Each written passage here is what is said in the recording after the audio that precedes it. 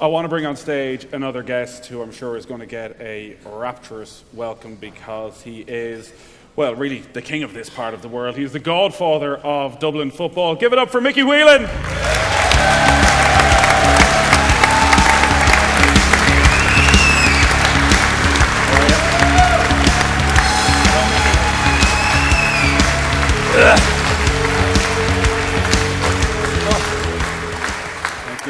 Thank you. I presume you came in then in 09 with Pat Gilroy and were up driving the bus?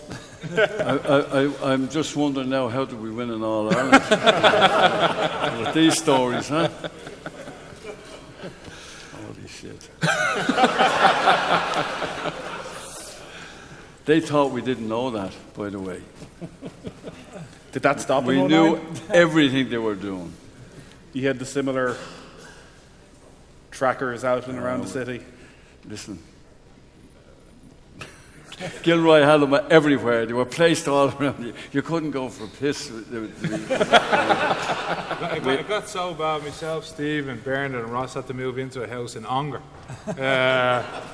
And that was to keep them away from the good players.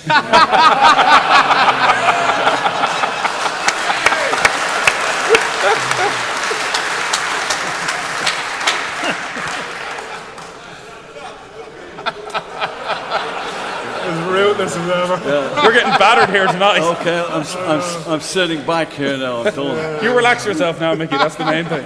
You're amongst your own people here. Amo's getting a tough time here tonight, lads. Oh, aircon on the stage, huh? Has anyone got a good story about Amo, just so we keep his spirits high for the next little while? He did get that famous touch of the ball to win the All Ireland. Before Amo tells the story, I just want to get it in there.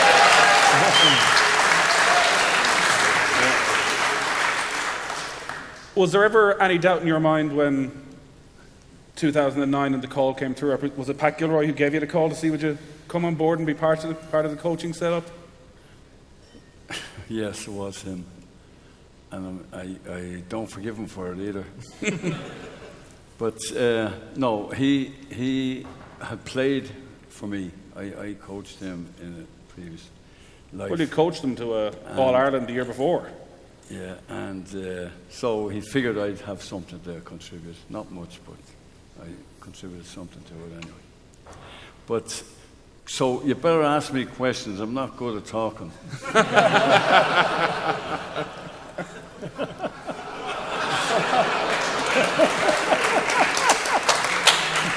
It's in here that Mickey's not good at talking. If you put Mickey out onto the pitch in front of a group of players, then that's where you'll see him come into his own. He talks at you. Yeah.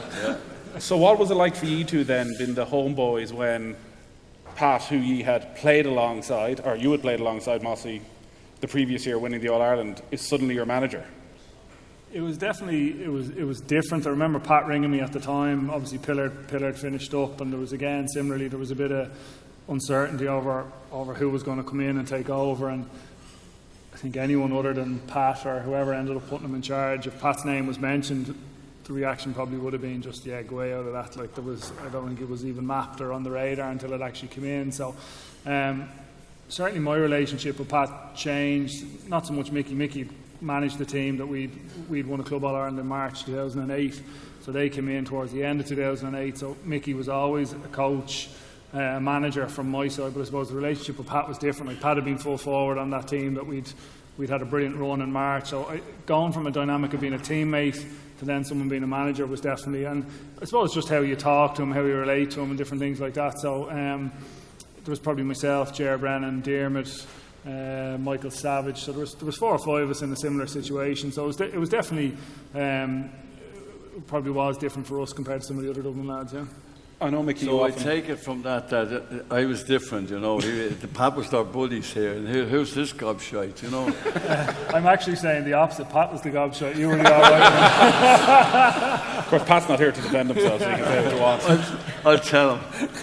But just the point about the point you made about you were able to get over the miss. I think that winning the All-Ireland made that a lot easier for you. Because I think, had you not got an All-Ireland medal, it wouldn't be that easy to rid yourself of that, because it's still there, but it's there in a way that you're happy anyway, you know. The funny thing is, so that happened in, say, August. It was probably the August bank holiday weekend. Tyrone had beaten us, and we were back with the club in club championship. So we were defending our Dublin title going into the club championship in 2008, and we had a tough game against Sylvester's, and it was out in Innisfails in Balgriffin, and it was a wet night, and we pretty much had a replica moment where I ran through, hand passed it to Diarmuid, he scored a goal, and I'll never forget, there was a fella behind the goal going, "Oh, you pair of gobshites, you couldn't have done that a month ago." You know, so, and it was one of those, and I remember John Leonard, who was the sub-goalie under Pillar for a while, John Leonard was in goal for Sylvester's that night, and John's a great character, but again, he said something similar coming off the pitch. Now, he was really into it that night, like I would have had a good relationship with Lenny, and on the pitch he was coming out and he was trying to get physical, and I was looking at him going, "Lenny, give me a break," you know, and after the match he kind of said similar. So again, it was little things like that, like you just move on from it pretty quickly, but it was something we got over, you know. Yeah, but I had a bad experience in an earlier time with the senior footballers, and I walked away from it. And there was a sourness, you know, for a good while, and I think the winning of the Club All-Ireland, that set me free, that I wasn't the gobshite that people thought I was, you know. And so the rest, I lived with it, you know, but it was in the back of my mind all the time until that was achieved. And then the win of the All-Ireland, and you know, that just it's a long time for it to be there in the back of your mind. Like that's 10, 11 years between leaving the Dublin job and winning the Club All-Ireland. Yeah, but it's a big ordeal to lose an All-Ireland final. Do you know what I mean? It's an ordeal to get there. There's a lot of hard work done, and I mean, you'd know about this, Andy. Do you know what I mean? No. Listen. We invited this man up from Mayo. I got someone else is getting it. 1 point. Dublin have won 6, 7 All-Irelands, is it? 6 or 7? I don't know. But there was 5 or 6 of them by a point. By a point, folks. I mean, the ball could go anyway. It could have gone anyway. Do you know what I mean? So you were unfortunate in a lot of occasions. Do you know what I mean? It's very difficult to live with that.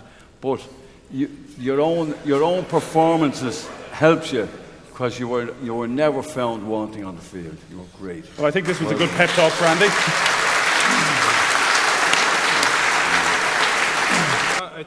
For me, though, one of the things about I got my first championship start in 2008 against Louth, and that kind of, for me, gave me that push that I needed, like, you know, to move on to the next stage. And then when Mickey and Pat came in 2009, I found myself a limo because I was suspended for a year from the What happened there? It wasn't for bad behaviour. And I think a lot of people would have just lost faith in me and just said, like, you know, Pat was coming in and Mickey were coming in, and they just would have forgotten about me. Like, I couldn't make an impact that year, but they kept saying, look, keep working. And it was hard because you're mentally trying to come and prep for something that's not going to happen for you, like, you know. And I played the whole year in trainings and all that kind of stuff. When we came into 2010 after getting spanked by Kerry, we worked on tackling, and we must have played Monaghan about 8 times up in Monaghan, where the referee had no whistle or cards, and it was literally just about tackling, getting contact. And we'd obviously done a lot of tackling under Pillar's time with Ski Wade, who was the defensive coach. But Mickey brought in tennis balls into a training, and I'll never forget it. We were like, what's he doing? Mickey's lost it. And he's going, right, take the tennis balls off one another. And you're just kind of going, okay, yeah. And he goes, no, take it. So you're grappling, you're getting in close, you're trying to pull out with your hands. And Pat came up to a few of us after and said, you know why you're doing that? And I said, haven't a clue, and I'm afraid to say anything to Mickey. He goes, when you're tackling... I'm a nice guy, don't mind. When you're tackling, you're standing off. We were standing off too much. We were waiting for the impact. They weren't tackling. Yeah. You were imagining it. The whole team. Fucking whole team. You know what I mean? They're running around after you. Tackling is bang, ball gone, ball on the ground, Malin spread eagle. That's the way they do it in Kerry. You know, and we're shadowing the guy and giving him time to pick out a nice pass. Hold on there, keep that. There he is, give it over there. And then another crew going over. That had to die. That was killed off, I can tell you that. Savagely. So tennis ball, but the whole thing with tennis balls is it forces you to get in to a man and grab the ball rather than standing off because you have to get in the ball smaller. I remember just thinking, oh my God, that's unbelievable. Why has no one ever done that before? Like, you know, and that was just something small out of the 100 million things that Mickey and Pat did in regards trying to elevate us to the next level, like, you know. It always felt, Mickey, like you were, from what Eamon's telling there, those sort of stories of coaching, that you were a pioneer of GAA coaching. But were there people that you were looking at, who you admired, who you were learning from? I know you're going to play down your influence now, but just go with me on this. I coach, okay. Look, I'm a PE teacher, you know, and there's a lot of pedagogy. There's a lot of pedagogy in coaching, and there's a lot of coaching in pedagogy. So coaching and teaching go together. It doesn't matter what you're teaching. You know, you're bringing the best out in people. And I have a philosophy that you haven't taught until they've learned. Do you know what I mean? And I read that in a book by a great basketball coach in America. That's the fact. If they're not getting better, you're doing something wrong. And I was hard on myself, but I was awful hard on them because I thought that it was needed. You know, there was times I'm sure that they thought I was trying to wipe them out, but I was. We needed to get them to the stage where nothing physically was going to stop them. And then we thought that, you know, mentally, look, Cluxton walked up to that free to kick it, and every one of us knew he was going to put it over the bar, and he knew he was going to put it over the bar. And that's why he walked up and put it over, because time was running out. And there's another thing there. This is one of my big gripes here. Cluxton should have been Player of the Year at least one of the years. At least one of the years. You know, that's bullshit. I'm not into those awards, you know, I'm not into those awards. But if they're giving them out, this guy is a phenomenal guy, and he's the best keeper I've ever seen. Soccer or Gaelic, he's a great keeper, and he's a bright guy, and just talks very little, and plays 100% in everything, you know, and that's what that team did, and that's what it's still doing now. They're going out there, and they've got confidence in themselves. It doesn't give a shit. What comes, we're going to get it at the end. We're going to get this done, you know. And that's when that psychology is there. And, you know, Kerry played us. The Dublin team that you talked that had got the 4 All-Irelands, the 70s, themselves and ourselves, 2011, were the only twice in 80 years that we beat Kerry in championship. Can you believe that? So these guys were coming up, not even worried about us. Every time we played these, we wiped them out. We had to change that. And now they were in our heads, and there's no doubt about it. We're in their heads now, you know. But you know, they're different. You know. So that's the way to go about it. And would you say there was one moment in that final, was there one touch that was crucial to Dublin turning the tide? Yeah, to be serious about it, there was. And it was definitely that activity. You know, Ger made a bad mistake, and you've saved his mental psychology. But I mean, those things have to often happen. and you happened to be in the place, and it also gave you great gravitas to yourself. At least you were on the field for a couple of minutes, but you had a serious input to the game, Then we got rid of you. It was going so well. We didn't. He didn't get the credit that he should have got. I think one of the things that the guys did was even just like the phraseology that you used, like, you're not a sub, you're an impact player, so go out there and make an impact. And like, before you think as a sub, you go out, you have to try and do something to try and get into the game. But that impact was related to what the game plan was, that we didn't deviate away from it. And thank God Jerry made it balls of it, like, that you do feel something. Because I remember looking at Ross McConnell on the sideline warming up for about 10 minutes. And I slag him about it now, but I know for a while after, he really struggled because he's warming up for 10 minutes and he wants to try and get in, and he didn't get in to the way he wanted. And then I kind of I had one touch in the game and I was lucky enough to knock the ball down. But Which hand was it, Eamon? it was the left hand.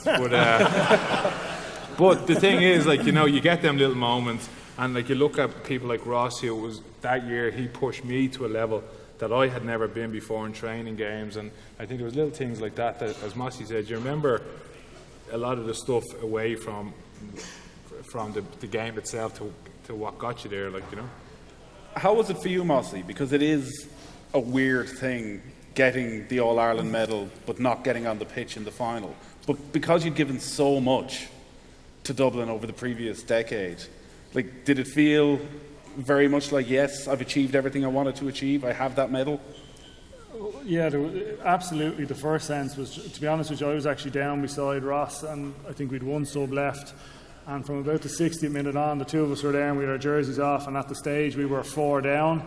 So the way it was looking, if Dublin if we needed a goal, it was likely going to be me. And then when Kev Mack got the goal and it went level, then it flipped back to be more likely to Ross, because Pat had walked down the sideline once or twice to both of us. So absolutely no doubt you would have loved to have been on the pitch, but certainly we put so much into it, and I take great pride in it. What we'd given, or there's a couple of guys who would have been in similar situations to me, and there's no doubt I put huge value in it in terms of the medal I have. And it definitely didn't feel, people have asked me, did it feel bitter? Absolutely not. Like, it was so hard to get there, even to get to a final. We'd never been in a final.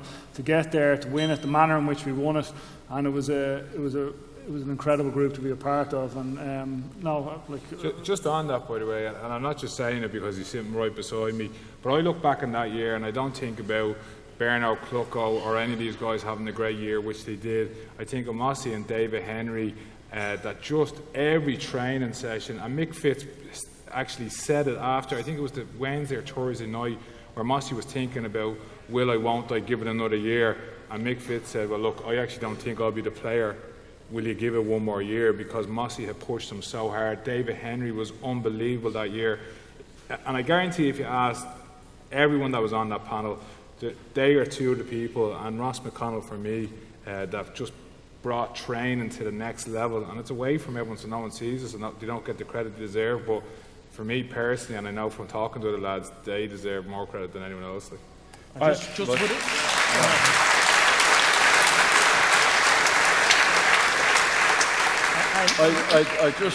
I'd make one point from my own perspective. I think that Mossy stepped down a couple of years too soon.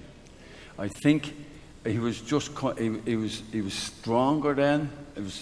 That was the period where he was most strong, and he ended up probably, in my view, the best club player in the country for the next 6 years. He won 3. He was phenomenal, and I honestly believe that you were stronger than you'd ever been when you stopped, and that would have just gone on better and better. But your ability, you proved it then right through those club All-Irelands.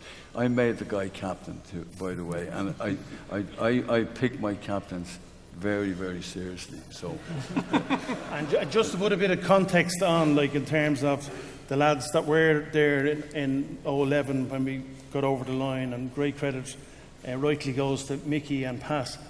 But the senior fellas who are still around, I always think of Whelan, lads. He made his debut in '96, the year after he won the All-Ireland. Mickey played him at wing forward in '96, and he retired in 2010. So for 14 seasons, he soldiered for Dublin consecutively, and was a brilliant player for Dublin, and yet he never got to play in one All-Ireland final. So the plaudits are going around today in terms of what these fellas and the halcyon days that we're all enjoying.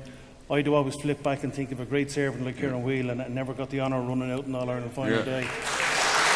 Okay.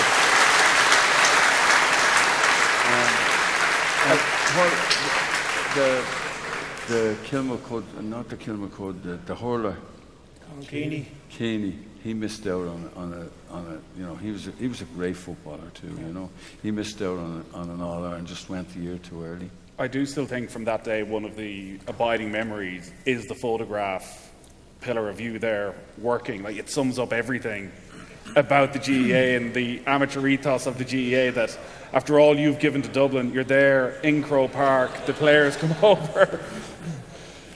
There's some great shots of Bernard Brogan. Yeah, and look, very special person there beside us there, the great Davy Billins. Yeah. And it was one of those moments. My job that day was actually minding the referee, because if people remember in 2010, Louth and Meath had a Leinster final where Joe Sheridan scored a try and it was given as a goal. And the referee was assaulted after the match coming off the pitch, so they said, right, from now on we have to have a guard who will take the referee off the pitch. So I was lucky enough to be handpicked for that job. So Dublin Joe did all right that day, so he didn't get assaulted. And he came off the pitch, so I was down pitch side, and Davey was obviously in the Cusick, and I got him down on the pitch side, and sure the players couldn't miss the thick head in the two of us. How were you for the final minutes? Yeah, no, look, I'm a Dublin supporter first and foremost. I was lucky enough to be given a chance by John Costello to get involved at the senior level. But no, I was on the hill in '83 watching my brother. I was there for all the 6 finals in the '70s as a young fellow watching it. I'm in there on Sunday now, back being the best supporter ever. So very emotional. And like the breakthrough, like it was a long gap now from '95. And I knew the calibre of players, and I knew the calibre of work that was going in, and and even like Mickey and Pat when they came in '09, like they did a fair job turning it around. It'd been heartbreaking '09, heartbreaking '10, so it wasn't all honey and roses. So no, very emotional. And look, are you able to go home that night and say, I've been a part of this? Well, look, we were the county board, the class act that John Costello is. The previous managers were invited to the function that night, so we were there and able to join in and celebrate with the lads. But these are so special days that everybody should get out and enjoy them. They've won 6 now, and I haven't got an invitation. you were special. I'll tell you what they think about me. Surely they will change that for the 5 in a row on Sunday night. We are going to look ahead to Sunday's final in a little while, but while we're here and while you're on stage, Mickey, I do want to talk about, I always get nervous when I have to talk about Mr. Connolly, because I'm never sure what to call him, whether it's Diarmuid, Dermot. You see, I'm not in Dublin long enough to call him Dermo, I don't think. He doesn't give a shit what you call him. I've called him worse, to be honest. Just call him Diarmuid, that'll do us. Dermo will do us, Dermo. Do you remember the first time you saw him play? I do, yeah. I brought him onto an under-21 team as a minor, and we won the under-21, and I was manager of the senior football team, and I saw this gang coming in the back door, coming in through Vincent's all together. I was looking at them, and we played a bit of a match when I was appointed, and we went up for a cup of tea. The management always went up for a cup of tea after training, because that's a philosophy of mine. We need to have a bit of crack ourselves, sit down and talk things through. And they were worried about the group out there, and I said, I insisted on getting the under 21s as well, because I didn't want screwing up having to go to the 21 manager to say we need 3 of those players. I wanted to be, in control of it. I'm a control freak, But I saw them all coming in the back door, and the boys said to me after the session, the mentor said to me, "There wasn't much there, Mickey, was there?" And I said, I think that in a couple of months' time, that the younger players will be beating the senior players, and they were near enough, but they ended up winning the Club All Ireland, that guys, and there was a good mixture of very young and very old. But we played a 21 final up in O'Toole's pitch. Beat us that year, actually. Yeah, and you were on there. Us. Wow. That's why you were no longer us. You're us now. So I saw this guy. Anyway, but I was with the Dublin Miners at that time. Anyway, Tiernan got Turn it on. yeah, broke something, didn't he? Do you remember on the sideline he had to go off? And I brought Diarmuid out to midfield because they were coming back at it. Bridges were coming back at us. And I said to them, you went 21 at the time. I said to Diarmuid, come here, you're going out to midfield. Okay, no problem. And I said, we need to win ball because we had 5-point lead and it was brought down to 2 with a couple of minutes to go. And I said, you have to get every ball here now, your midfield. Okay. So he was walking back out and he came back to me and he says, who's going in my place? I said, nobody. Nobody? Out he went. He couldn't understand this. Why was there nobody going in his place? I said, but you're going to be out there on your own. If the guy comes out, fine. If he doesn't, you get the ball. And he caught the next 2 balls. He got 2 kick-outs. He was fouled for 1, put the free down, hit it with his left foot. Got the next ball, kicked it out, and put it over the bar. So that was 4 points left, and it was only about a minute, so the game was won. He won the game in 2 minutes, But he was from the very he was as good a hurler. I'll tell you a good story about. Stop for Jez. Well, I'll tell you.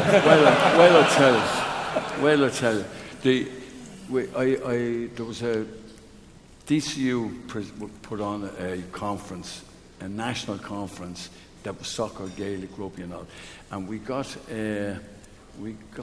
the Tipperary All Ireland winner and a coach. What's his name? I can't think.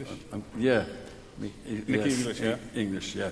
I'm getting very old, folks. I'm well into the over the heads business. But so he came down. He was to give a presentation on hurling, and he came down to us. And at the last minute, they wanted to video it so that they'd be able to show the video as well as the. So, and I phoned Diamond and said, "Listen, we got to get a few players here." And Tony Diamond said to me, "Go into Artskull Reach and get Jerry." What's Jerry's name? Jerry O'Brien. Jerry O'Brien, and tell him you want many players you want. We want about 7 or 8. Fine, and don't take Diarmuid. Diarmuid is doing his junior cert. So in we went, and we did everything. Told Jerry not to get Diarmuid. So we're waiting there. Next minute, this guy materializes beside me. What's going on here, Mickey? Diarmuid. Oh, damn it, we're going. No, I'll go. I said, does the teacher know you're out here? Oh, yeah, I just told him I was going to the toilet. Back in there, so I said, you can't come. Diamond said you're doing your junior cert and you're not to come. These guys are not doing any exams this year. It's only a Mickey Mouse thing. Anyway, that was Diarmuid. It just shifted away, ghosted away, and off we went up to the pitch in Glasnevin. Materialised beside me again. Hear me?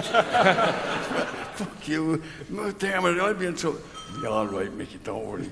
Anyway, within 2 minutes or 3 minutes of the activity going on that was going, he was down to me to say, "Who's that guy out there?" That's as true as God. I said, Diarmuid Connolly.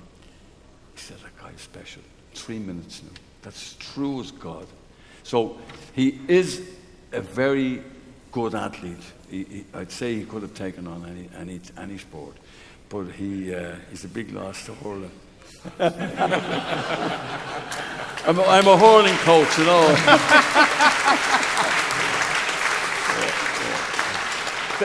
Well, just on Dermo, Davy Billins was the brains of the operation in terms he knew every kid that was coming through the system. So he said to me at training on a Saturday morning, he said, "Villa, there's a kid coming through Vincent's are playing a challenge game this afternoon. He'll actually be playing." So I said, "Davy, I'll meet you down at Vincent's. What time's the game at?" So we met him on the bank outside here. And we're looking in. Dave said, feck it. He said, they're not picking him. He's not playing. So I waited till half time. And next, Diarmuid was out having a kick around at half time. And like Mickey says with the hurling, having seen him for 3 minutes having the kick around at half time, I said, "Davy, get him into training on Tuesday night, invite him in." That's how good Diarmuid was as a kid. And I don't know what memories Mossy has of him, but he just blew us out of the water in terms of the talent that he had. You were no longer the golden child at Vincent. Yeah. And you know what? It was great because it was, to be honest, there was a couple of years where I remember that 21 team coming through, and my first few years with the seniors, we got to a county final in 2002, and we were well beaten by UCD at the time. And Vincent's, you talk about Dublin going a long spell without winning a championship. You know, it was back into the early 80s before Vincent's had won one, and I was looking, and when I'd come into the senior team, I knew there was going to need to be guys coming behind me if we were going to have any chance of success. I remember being on the sideline that night watching the 21s win and thinking, well, there's something coming, and Diarmuid was one of the guys. There was a number of guys that came through, but I think from the very start, when he started playing senior football, championship football with us, I think we see the game a pretty similar way in the sense of what we're trying to do as forward. So I think we kind of naturally had a pretty good understanding from a very, very early start. Now, we have very different skill sets. I can't do a lot of the things he can do, but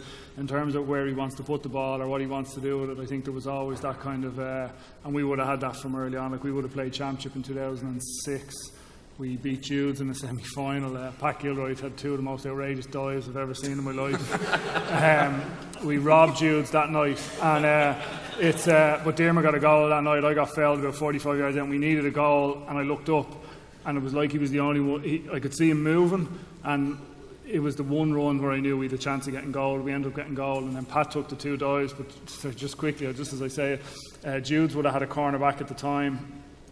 His name escapes me. He was from the country. He had a real long ponytail, and he was a good footballer, really tough. But he was their captain, and the tradition of the captain kind of coming into the dressing room seems to have gone in recent years. But he came in after that semi-final. I don't know if you remember this, Mickey. And we got to a county final, and we were all delighted. And he came in, he knocked on the door, and he came in, and he actually stood up on the bench in Parnell Park in the dressing room because he wanted to make sure everyone in the room could see him. So straight away, it was like, well, this fella obviously has something to say. And he says, usually it's tradition to come in and wish the team that beats you luck, but yous are a shower of robbing bastards, and that wasn't it. And I think he was escorted. I don't know if his feet hit the ground going out the door again.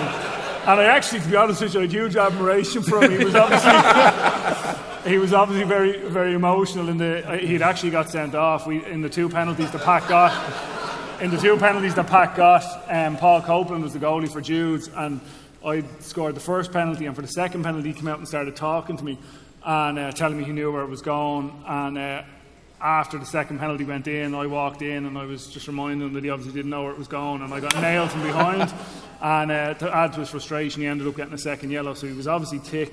But he came in after that game, and he told us that he didn't wish us any good luck in the final. And it was, fair enough. Fair play to him, just before we wrap this section then, Mickey, and just on Diarmuid Connolly, from a club point of view, from a Vincent's point of view, and even from your viewpoint on your footballing philosophy, you must take enormous pride that looking at this Dublin team, probably the greatest team we've ever seen, that Vincent's have produced in Diarmuid Connolly, probably the most talented player in that side.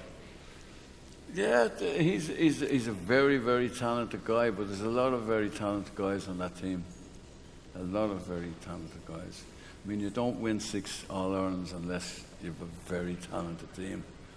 So Diarmuid, you know, he's a great player, but at different times, different people win games for you. Do you know what I mean? So I'm never picking out guys over other people. He's a brilliant player. I'd go into the jungle with him.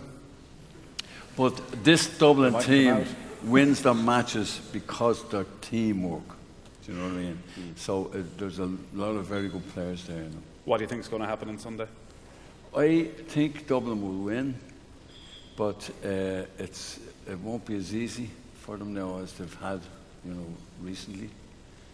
I think Kerry will be fired up, not because to win an All-Ireland, but they missed out by a fluke really on getting 5 in a row, and it wouldn't be nice for us to get the 5 in a row, so they'll be doing their damnedest to prevent that. So it'll be an interesting game. It certainly will. Yeah. Give it up for the great Mickey Whelan.